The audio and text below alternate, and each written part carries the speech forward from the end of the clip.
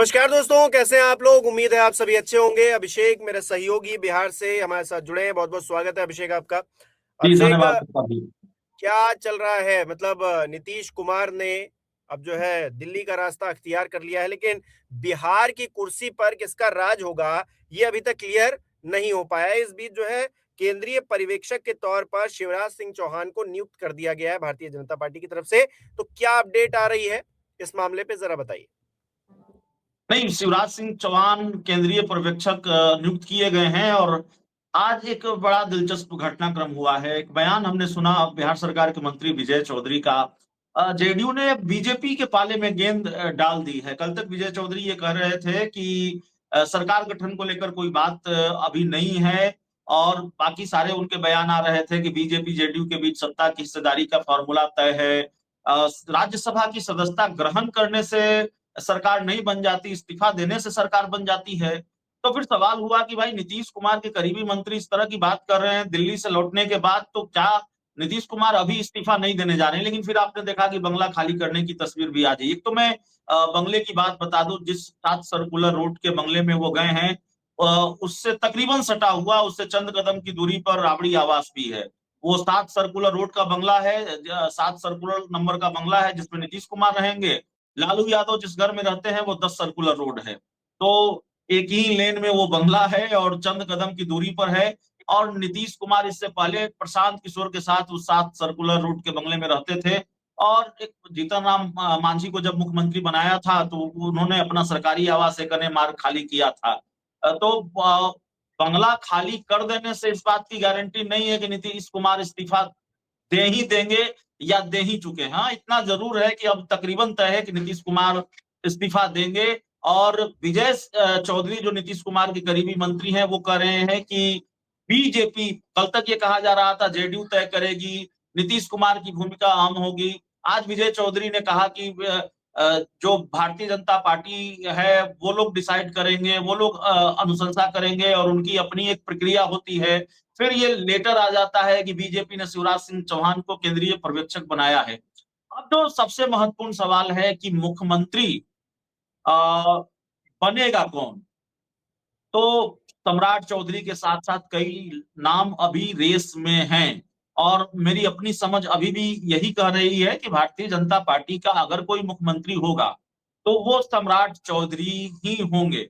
और इसके पीछे का आधार मैं कई बार बता चुका हूं। इसलिए नहीं कि सम्राट चौधरी जिस जाति समाज से आते हैं, जिस वोट बैंक से आते हैं, वो वोट बैंक, वो समाज, या जिस समाज के नेता हैं सम्राट चौधरी, वो जातीय समीकरण बीजेपी को सूट करता है या जेडीयू को सूट करता है या दोनों को सूट करता है। नहीं, सिर्फ ये वजह नहीं है। इस वक्त भारतीय जनता पार्टी ये चाहेगी कि बरसों पुराना सपना हो रहा है।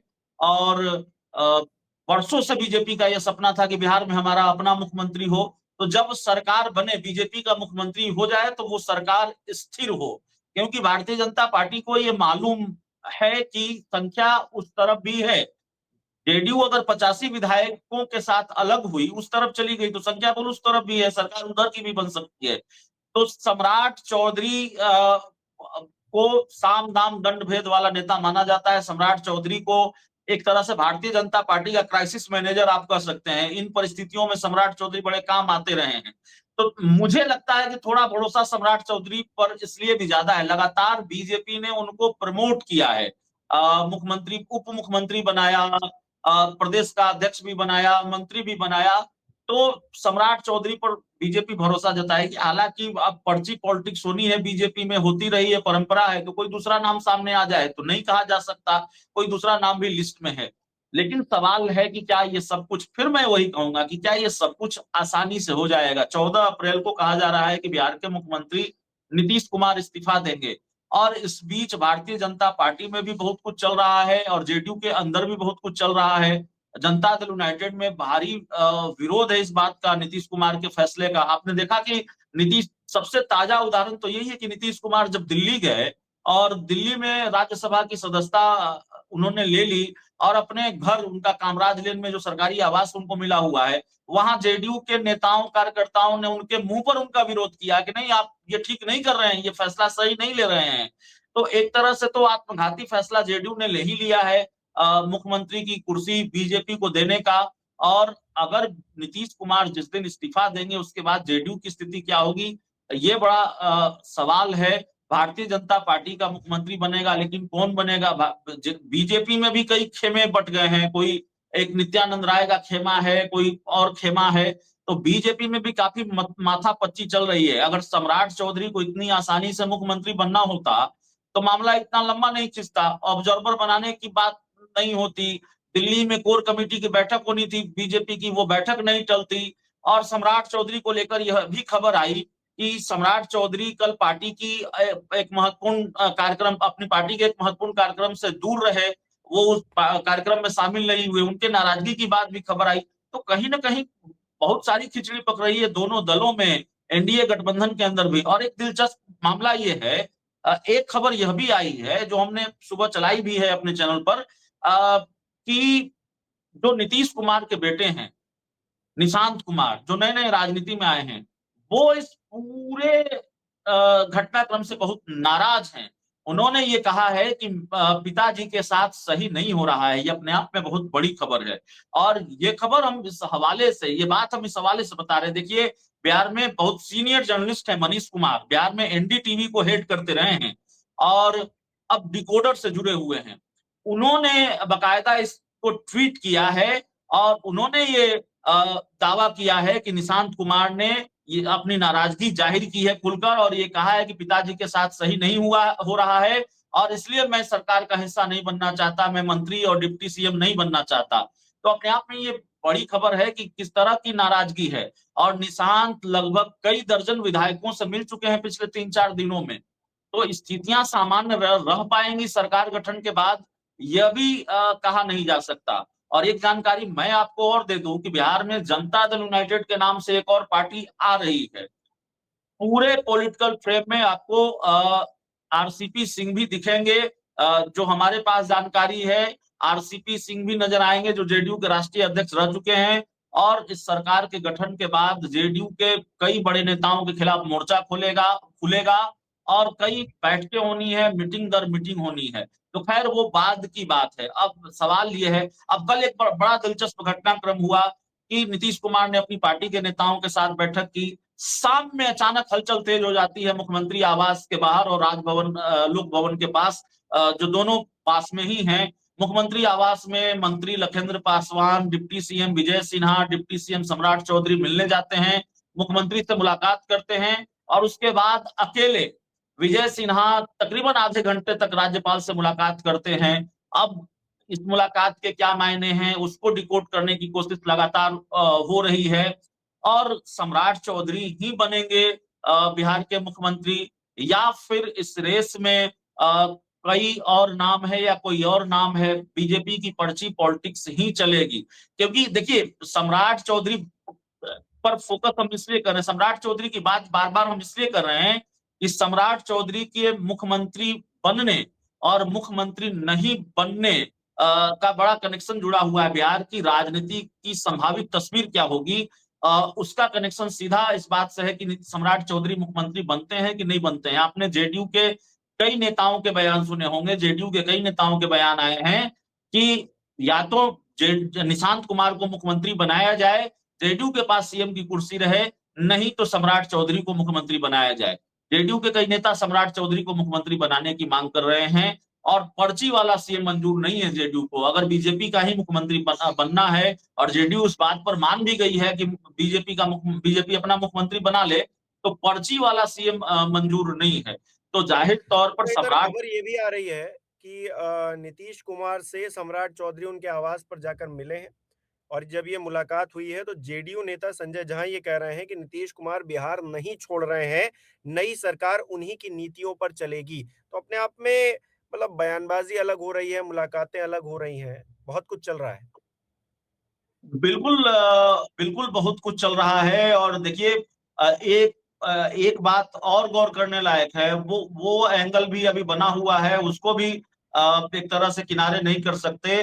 अभी जिसको कहा जाता है कि तुरुप का इक्का, जिसको कहा जाता है जेडीयू की तरकस में अभी आखिरी तीर बाकी है। और वो आखिरी तीर कौन है? वो आखिरी तीर कांग्रेस के वो 4 विधायक हैं जो अपरोक्ष रूप से, मतलब परोक्ष रूप से, प्रत्यक्ष रूप से नहीं, लेकिन परोक्ष रूप से कांग्रेस के साथ नहीं है। वो हैं कांग्रेस के विधायक, पार्टी उन्होंने छोड़ी नहीं है आधिकारिक तौर पर, लेकिन वो कांग्रेस के साथ होकर भी कांग्रेस के साथ नहीं है। और उनके बारे में ये तय है कि वो जेडीयू के साथ जाएंगे, जेडीयू के साथ शामिल होंगे। अब उनकी अब तक जेडीयू में एंट्री क्यों नहीं हुई? क्या भारतीय जनता पार्टी ने कोई खेल किया है?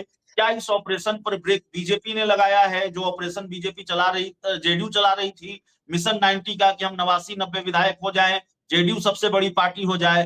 तो क्या बीजेपी ये नहीं चाहती कि भाई जब तक बीजेपी का मुख्यमंत्री नहीं बन जाए तब तक जेडीयू बड़ी पार्टी ना हो पाए? क्या यहाँ कहीं कोई खेल हुआ है? अगर नहीं हुआ है, और फिर जेडीयू का आखिरी तीर अगर निशाने पर लगा, कांग्रेस के विधायक अगर नीतीश के इस्तीफे से पहले जेडीयू के साथ आ गए और जेडीयू बड़ी पार्टी बन गई, तो फिर खेल बदल भी सकता है, तस्वीर कुछ दूसरी हो सकती है। अब तक ये स्थिति है कि भाई ऑब्जर्वर नियुक्त कर दिए गए हैं, जेडीयू भी कह रही है कि भाई बीजेपी डिसाइड करेगी, बीजेपी के पाले में जेडीयू ने गेंद डाल दी है। अभी तक तय नजर आ रहा है भाई सम्राट चौधरी बने या बीजेपी का कोई नेता मुख्यमंत्री बने, मुख्यमंत्री बीजेपी का होना है।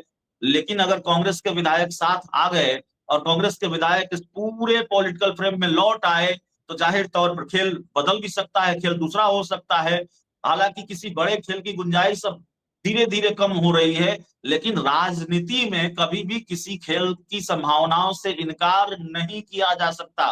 फिर हम इस बात को दोहराएंगे, ये अमित शाह ही थे जिन्होंने फोन किया था नीतीश कुमार को कि भाई क्या चल रहा है, जब अगस्त 2022 में नीतीश कुमार ने साथ छोड़ा था, तो उन्होंने फोन किया, क्या चल रहा है, आप जा रहे हैं क्या? उनका ऐसे ही चलते रहता है, लोग बोलते रहते हैं, ये सब कुछ नहीं है, आप निश्चिंत रहें। और नीतीश कुमार ने अगले कुछ घंटों में पाला बदल लिया था।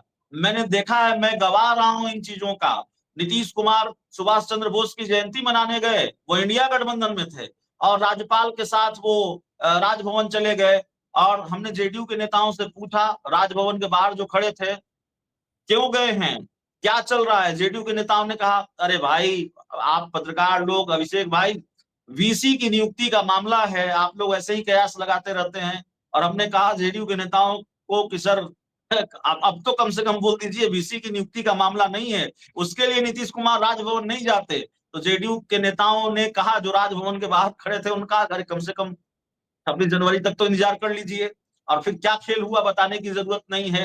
तो नीतीश कुमार हैं, और आगे क्या खेल होना है वो देख। लालू यादव के पड़ोसी बन गए हैं नीतीश कुमार, लालू यादव के और करीब आ गए हैं, ये यह भी है। और देखिए, एक बात बहुत गंभीरता से कहेंगे कि संख्या बल तो है ना, न आरजेडी टूटी न कांग्रेस टूटी। कहा जा रहा था, बीजेपी के लोग कह रहे थे आरजेडी टूट जाएगी, कांग्रेस टूट जाएगी, जेडीयू के लोग भी कह रहे थे, लेकिन आरजेडी कांग्रेस सलामत है। उल्टा ये हुआ, टूटने की जगह जुड़ा है इंडिया गठबंधन। एआईएमआईएम साथ आ गई है, बीएसपी साथ आ गई है। एआईएमआईएम और बीएसपी को मिला दे तो 6 विधायक हैं, तो इधर 41 की संख्या हो जाती है। 222 चाहिए, 85 विधायक जेडीयू के पास है। तो यहाँ संख्या बल है। अगर मूड मिजाज किसी दिन जनता दल यूनाइटेड का बदल गया तो सरकार बन सकती है इधर भी।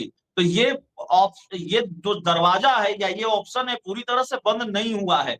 तो जाहिर है भारतीय जनता पार्टी इन चीजों को देख रही होगी, और भारतीय जनता पार्टी जानती है नीतीश कुमार को, उनकी पार्टी जनता दल यूनाइटेड को जानती है।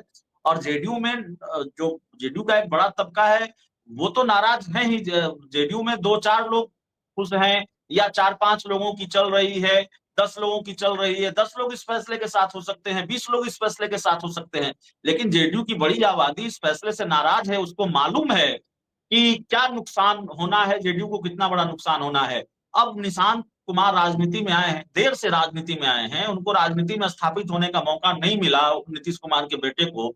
और अब जब बीजेपी का मुख्यमंत्री हो जाएगा तो निशांत की लड़ाई तेजस्वी यादव से थोड़ी होगी।